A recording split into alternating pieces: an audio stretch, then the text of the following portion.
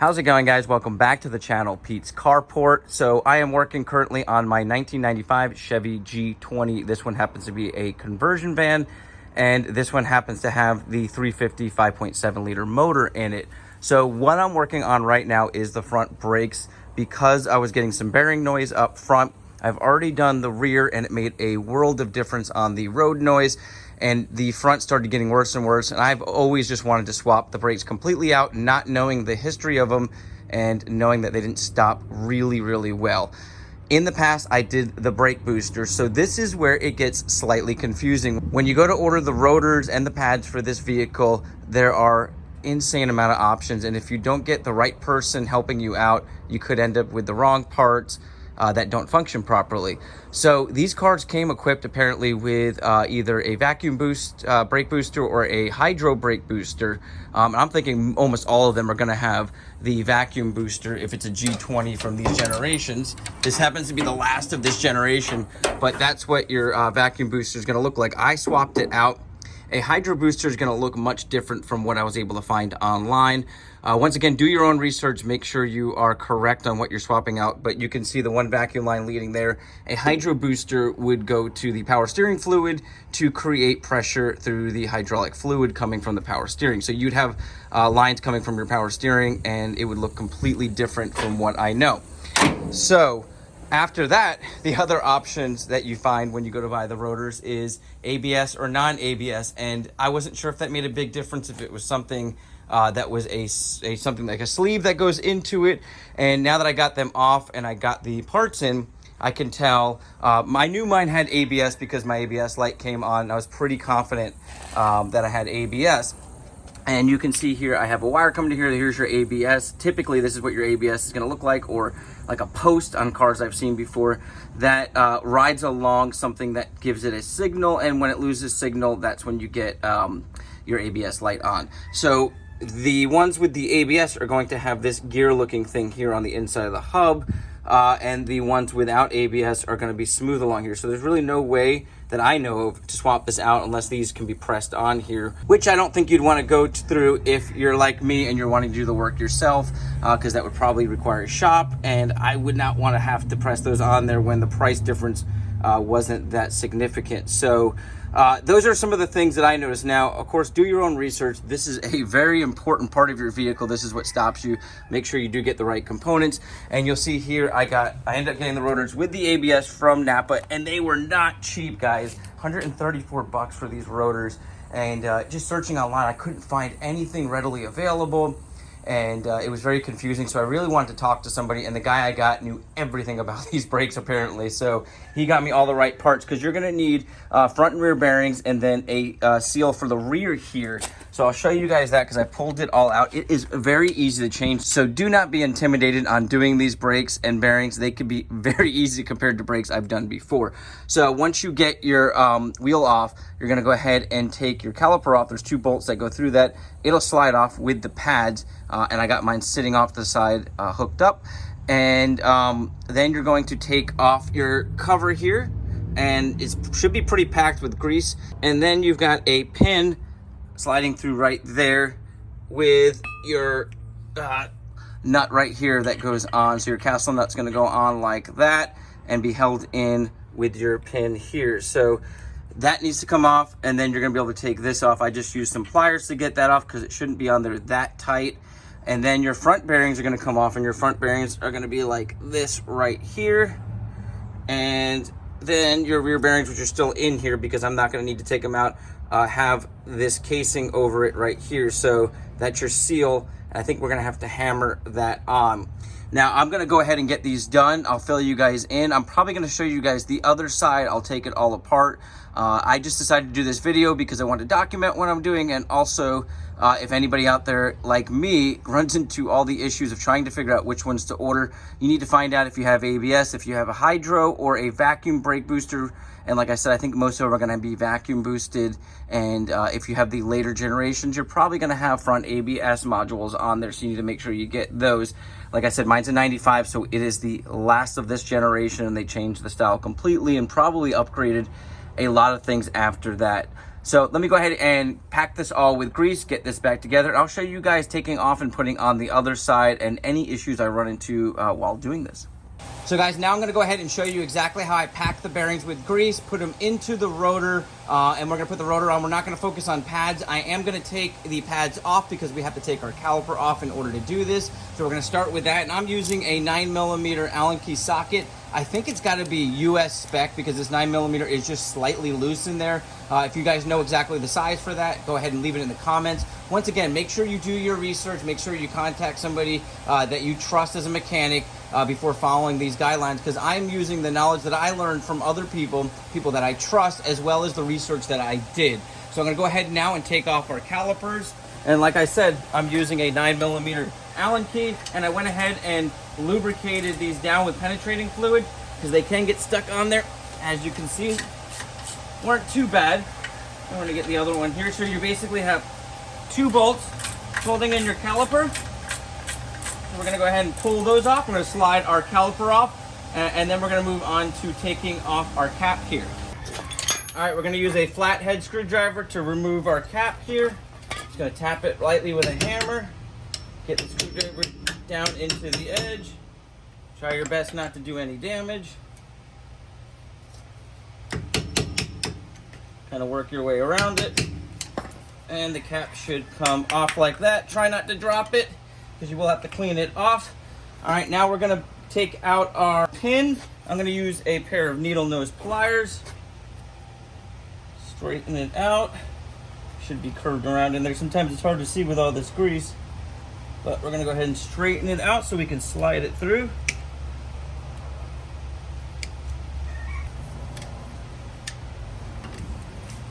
All right, pin is out. Let's go ahead and take our castle bolt off here. Just gonna use these channel locks. Should come off pretty easily. And you should be able to hand take it off. Should be a ton of grease on this stuff. Make sure you set whatever you're taking off down onto a nice clean towel so you don't get it covered in sand. Behind that's going to be a washer, which we should be able to wiggle this loose and our bearing come out. But we're going to grab that washer so it doesn't fall, and I grab the bearing as well. Now we can slide off the rotor and set that off to the side. Now, if you were going to go replace just your bearings, you would have to knock out your casing back here, your seal, and pull out your rear bearings. And you have to make sure your sleeves are good inside there. So because I'm not sure if those sleeves are good or anything else is good, because we're getting a lot of noise, I'm going to go ahead and just swap out the entire rotor, which has new sleeves pressed into it. And we're going to pack our bearings now and put all that back together and slide it back on, get our calipers put on, and we should be good to go. All right, we're going to start with our rotor upside down. Now I went ahead and used some brake clean and clean the inside of here because sometimes there's some dust. Make sure you've got your rear bearing. It should drop in there and slide in perfectly. It is bigger than your front bearing. Like I said, you could get the sleeves if you're replacing them. They got to be pressed into there from what I know. And this bearing can come with a sleeve, so make sure you don't put a double sleeve in there. Make sure it slides in like that. Now we've got to make sure we really pack these bearings. So what I've learned is to put the grease into the palm of your hand, and then you press, and you keep doing that until the grease starts coming out the front side. So I'm just going to keep working that grease into there. You can take it out of the center and put it back in the palm of your hand. You can put more in the palm of your hand. And you really want to make sure it gets packed in there good.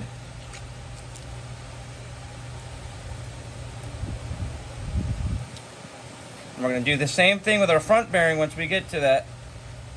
Don't be afraid to use too much grease. Once you know it's packed in there and you can see it coming out the front side, I like to squeeze some around it. Pack a little more in there. You cannot overpack these with grease, so make sure you do get it very well packed in there. You do not want these to fail and have to change them out again. Once you feel comfortable with how it's packed in there, put a fair amount of grease around the whole thing. Drop that in. All right, try not to make too big of a mess. Get all the grease off your gloves if you can. I'm going to take these gloves off. And now I'm going to get my seal for the back. And it should look like this. And we're going to go ahead and use a rubber mallet. I'm going to put that down. All right, and I placed it down with the groove in, like the deeper groove in facing down, so it's more flatter on the top here. And that's how it was in the ones I took off, so I'm gonna go with that. Once again, double check on that. Now we're gonna go ahead and tap this in. You don't wanna damage it, but you wanna make sure it gets pressed in there onto the bearing.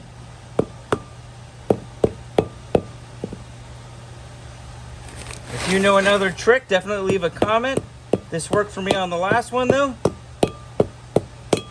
And it looks like we're pressed down in there. Now I'm gonna go ahead and make sure I grease that up a little bit more. And then we're gonna go ahead and grease our shaft real well, slide this on. We're gonna pack our front bearing and get everything put back together. Okay, I'm gonna go ahead and wipe the old grease off the shaft just to make sure there's no dirt or debris caught up in here.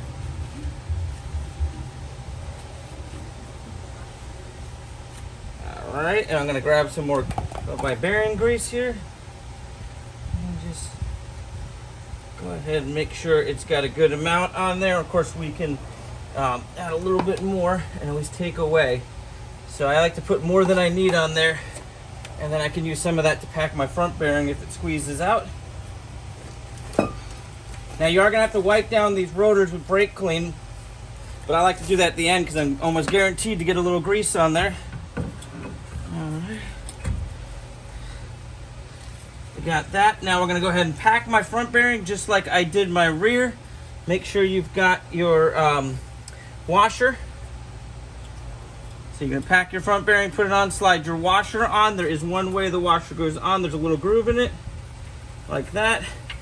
And then we're going to go ahead. I'll show you guys how I do the castle nut on there. Okay, we're going to go ahead and add our front bearing with the cone side facing in, so it's nice and even once we press it in. I'm gonna put some grease on this front side. Just got done packing that bearing, just so you guys know. So it's nice and greased. Get some more grease on this front side here. Go ahead and make sure my washer is nice and clean.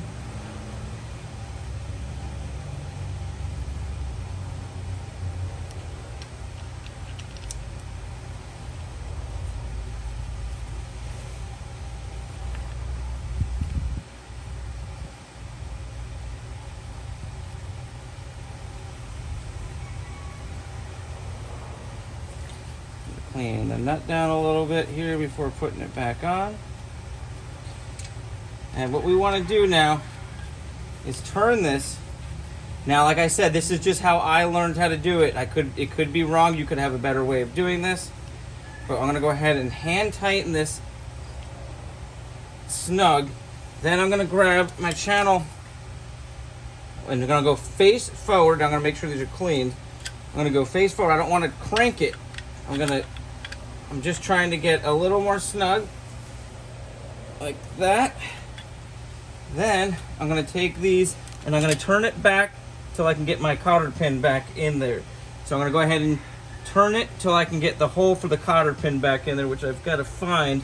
But that's about it. So usually a couple, maybe a little turn like that, and you might need to go a little bit further. But you want to make sure it's not loose and it's going to spin nicely. As you can see, it still spins very freely.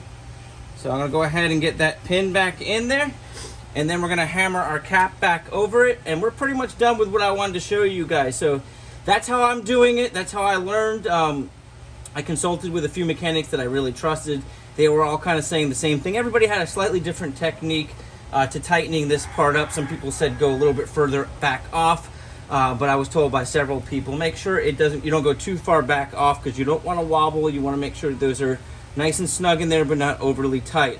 So that's about it, guys. There is probably a torque spec for that. And I'm sure somebody out there is going to tell me the exact torque spec for that and how to do it. But that is how I learned. That's how I'm going to do it. I'm going to go ahead and get this whole system bled out, and we should be good to go with these new bearings.